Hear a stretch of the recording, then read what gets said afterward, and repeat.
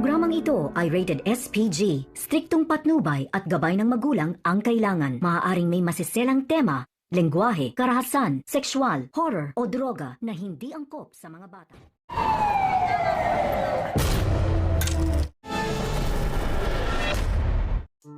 Hindi na nga inabutan nila Mando at Rigor sila Tanggol dahil tuluyan na nga itong nakalabas ng San Dimas. Hindi rin inaasahan ni Rigor na sa dami ng kanyang mga tauhan na inilagay sa San Dimas ay naisahan pa rin siya ng mga ito.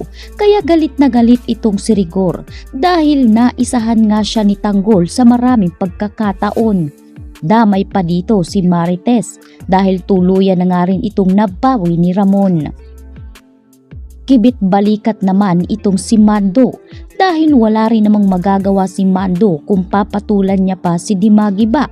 Tila malaki na nga rin ang pagitan sa kanilang dalawa dahil itong si Rigor ay hindi na nga rin pumapayag na tawagin pa nga siyang pare ng kanyang kaibigan. Sa makatuwid ay nilagyan na nga ng napakataas na pader ni Rigor ang pagkakaibigan nga nila nitong si Mando.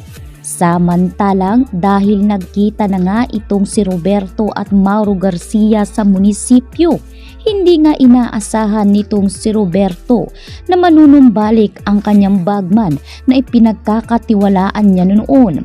Malaki rin ang utang na loob ni Roberto dahil sa loob ng 2 taon na pagkakakulong ni Mauro ay nagawa ngang panatilihin na hindi kumanta at ikanta ang pangalan ng mga girero kahit na ang dahilan ng pagkakakulong ni Mauro ay dahil sa ginawa nga nitong si Roberto na pagpuslit ng pera, ngunit hindi nga inaasahan ni Mauro na naset up at naipit nga siya sa malaking gulo. Kaya naman matapos ng pangakuan ni Roberto itong si Mauro na 6 na buwan lang umano itong makukulong. Umabot nga ito ng matagal at umabot pa ng 2 taon.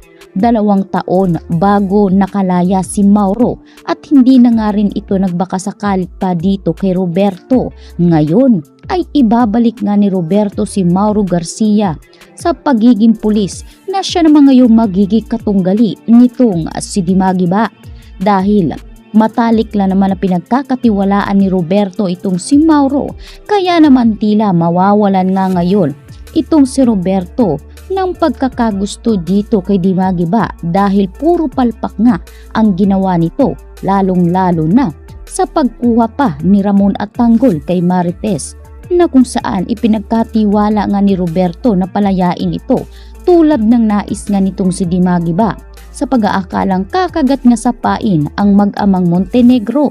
Ngunit sa huli ay naisahan na itong si Rigor ni Tanggol at Ramon.